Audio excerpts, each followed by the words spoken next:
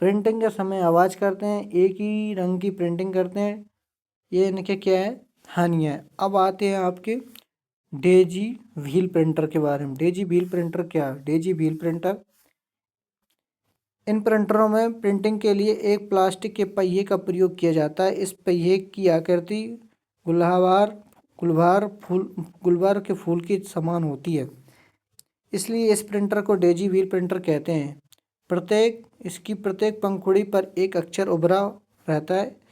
एक मोटर के द्वारा इस पहिए को तीव्र गति से घुमाया जाता है, जबकि सही अक्षर की स्थिति प्रिंटर स्थिति पर आ जाती है तो एक छोटे हथौड़े के द्वारा इस पर चोट की जाती है, इससे अक्षर छप जाते हैं। इसकी प्रिंटिंग की गुणवत्ता अच्छी होती है, ये 10 से 50 अक्षर तक एक सेकंड में छाप सकते हैं। ठीक है, ये इम्पैक्ट प्रिंटर हैं। इनके अब लाभ देख लेते हैं, इनके भी कुछ लाभ होंगे तो इनके लाभ भी देख लो भाई। इनकी छपाई अच्छी होती है, एक साथ कई कार्बन कॉपी छाप सकते हैं। अब कुछ हानियाँ भी हैं तो हानियाँ देख लेते हैं इनकी। हानियों में इनकी गति डॉटमेट प्रिंटर की अपेक्षा धीमी होती है, डेजी व्हील की। ठीक है, ये बहुत आवाज़ करते हैं, सीमित अक्षर छाप सकते हैं, तस्वीर ग्राफिक्स आदि नहीं छाप सकते हैं, एक रंग की छपाई करते हैं। अब आते हैं आपके ड्रम प्रिंटर। ड्रम प्रिंटर क्या है? ड्रम प्रिंटर के बारे में बात कर लेते हैं। जैसा कि आगे दिखाया गया है कि ड्रम प्रिंटर में बेलनाकार आकृति का ड्रम होता है, जिस पर छपे जाने वाले अक्षर अलग अलग बेंड पर उभरे हुए होते हैं। यह ड्रम प्रिंटर तीव्र से घूमता है, वह अपने बेंड की अलग अलग घूमने के लिए मुक्त होते हैं। ठीक है, प्रत्येक बेंड पर अक्षरों का एक पूर्ण सेट उभरा जाता है। ड्रम के घूमने पर जब निश्चित आकार प्रिंट स्थिति से गुजरते हैं तो धातु के छोटे हथौड़े द्वारा कागज पर चोट की जाती है। कागज स्याही से रिबन से टकराता है, अब अक्षर छप जाता है। ठीक है, इसकी प्रिंटिंग गति 300 से लेकर 2000 लाइन प्रति सेकंड होती है। कैरेक्टर पर लाइन है तो एल कैरेक्टर वाली नहीं है, एल पी एम के बारे में बात चल रही है यहाँ पे। लाइन प्रिंटर है ना, लाइन की लाइन छाप रहा है ना। ठीक है, लाइन प्रिंटर होते हैं तथा एक समय में पूरी लाइन छाप सकते हैं। अब बात करते हैं चेन प्रिंटर की। चेन प्रिंटर क्या होता है? चेन प्रिंटर के बारे में बात कर लेते हैं। तो इन प्रिंटरों में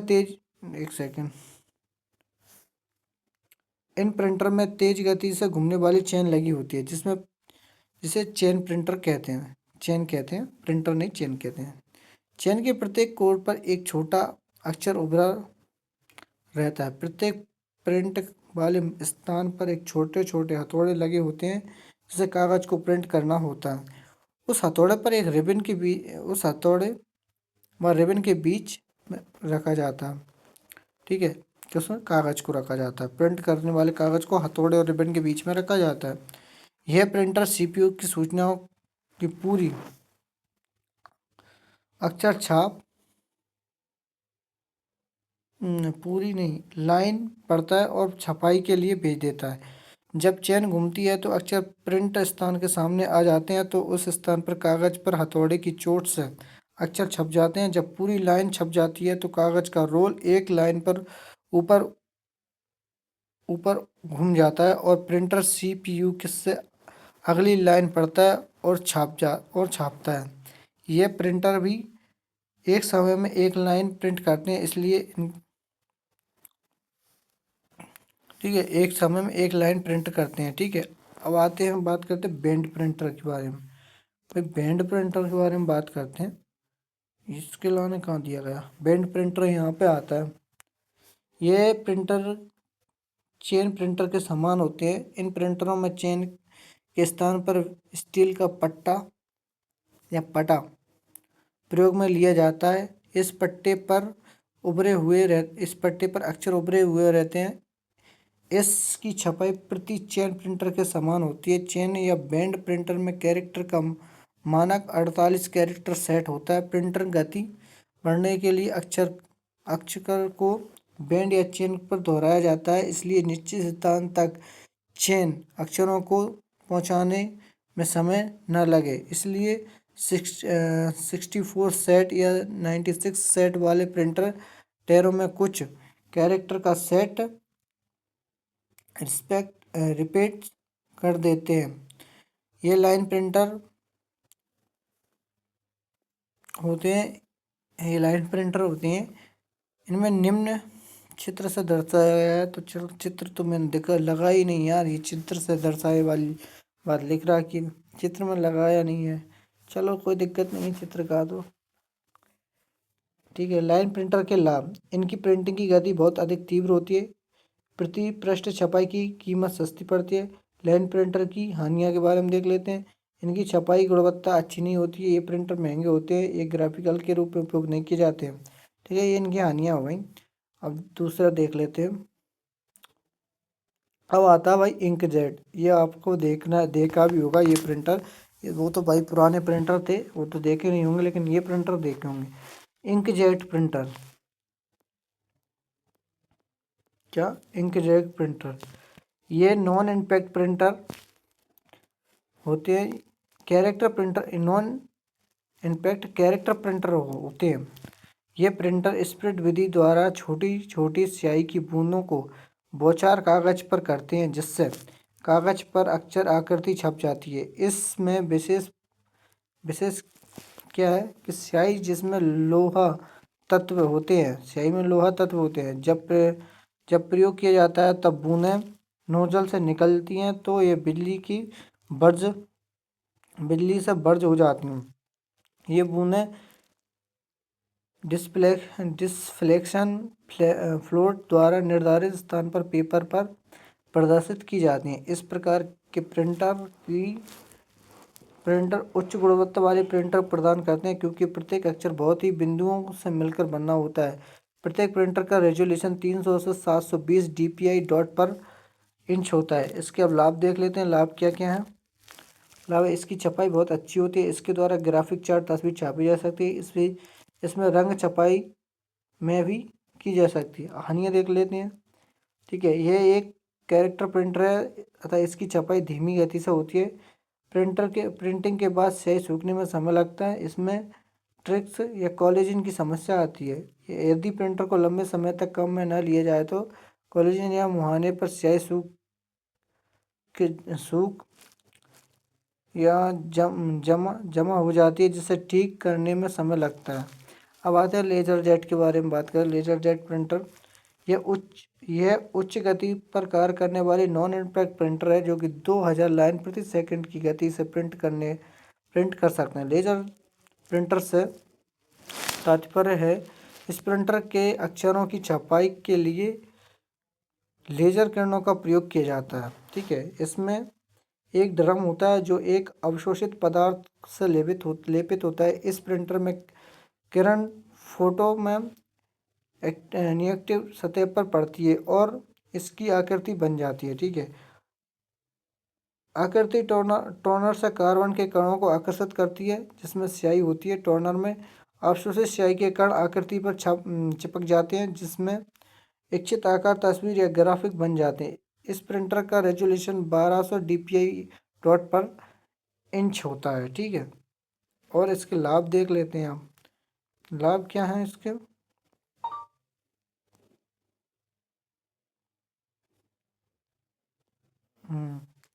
इसके लाभ, इसमें छपाई उच्च कोटि की होती है, ठीक है। इसमें आवाज़ कम होती है और इसकी छपाई में बहुत तीव्रता होती है। साफ एवं लिखित छपाई टेक्स्ट मतलब साफ व लिखित छपाई टेक्सों की दोनों की जा सकती है, ठीक है। कागज के अलावा ये अन्य सतह पर प्रिंटिंग कर सकते हैं। हानियाँ, इसकी कीमत अधिक होती है। इसका रख रखाव करना कठिन और महंगा होता है। इसकी छपाई इम्पैक्ट प्रिंटर की तुलना में महंगी होती है। अब आते हैं फ्लोटर के बारे में बात कर लेते हैं और अपना चैप्टर ख़त्म होने की कगार पर आ चुका है।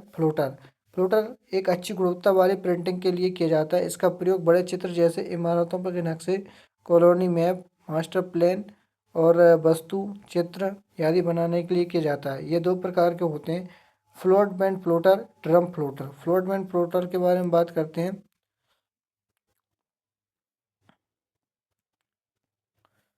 Float band floater. इस फ्लोटर में एक क्षैतिज स्तर सतह पर कागज स्थित या फिक्स रहता है। इसकी एक भुजा के आगे पेन लगा रहता है जो एक्स वाई अक्षर दिशा में चला जाता है। ठीक है, यह पेन ऊपर से नीचे की दिशा में चलकर कार्य कर सकता है। यह प्लोटर एक या अनेक रंगों में प्रिंटिंग कर सकता है। एक रंग की प्रिंटिंग वाले फ्लोटर में एक पेन लगा होता है, जबकि अनेक प्रिंटिंग करने वाले फ्लोटर में अनेक पेन लगे होते हैं जो अलग अलग रंगों की प्रिंटिंग कर सकते हैं। ठीक है, अब आते हैं फ्लोटर, ड्रम फ्लोटर के बारे में। ड्रम फ्लोटर क्या होता है इसके बारे में देखिए। ड्रम फ्लोटर में कागज एक ड्रम पर लिपटा रहता है। यह ड्रम आगे पीछे घूमता है, इसके साथ ही कागज भी आगे पीछे घूमता है। इसमें पेन सरल रेखा में दाएं या बाएं चले जाते हैं। इसका नियंत्रण कंप्यूटर के निर्देश द्वारा किया जाता है। यह एक या एक से अधिक रंगों की प्रिंटिंग कर सकते हैं। इसकी प्रिंटिंग की गति इंच प्रति सेकंड की दर में मापी जाती है। अब आती है ऑडियो रेफरेंस यूनिट, यानी कि ये भी एक आउटपुट उपकरण है। ऑडियो भी एक आउटपुट उपकरण है। ठीक है, पढ़ते हैं इसके बारे में। यह एक ऐसी डिवाइस होती है जो फ़ोन द्वारा प्राप्त सूचनाओं सवालों का जवाब मानवीय बोलचाल की तरह देती है। जब जवाब देने का आधार इससे पहले से कंप्यूटर में संग्रहित मानवीय आवाज़ या कंप्यूटर आवाज़ होती है।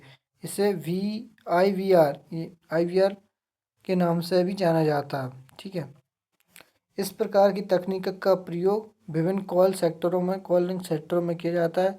इसमें उपभोक्ता को कुछ निर्देश दिए जाते हैं जिसके अनुसार उपभोक्ता को निर्धारित करते हैं कि दबाने से उसका जवाब प्राप्त हो जाता है। ठीक है, तो ये हो चुका है आज का ख़त्म।